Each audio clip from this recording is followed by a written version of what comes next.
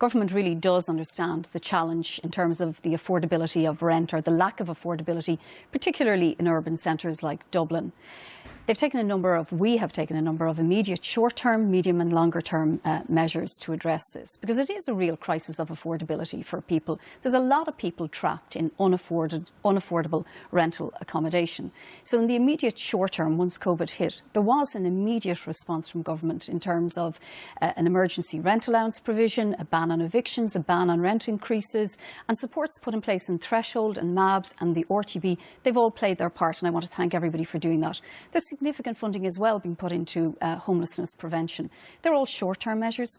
We need to take a longer-term approach to this, though, and that's why government is bringing forward plans for, and legislation that we're working through government, for a cost rental or affordable rental model. Because we need to actually provide certainty to people so that people know that they can afford a home and get on with their lives and do all of the things that they want.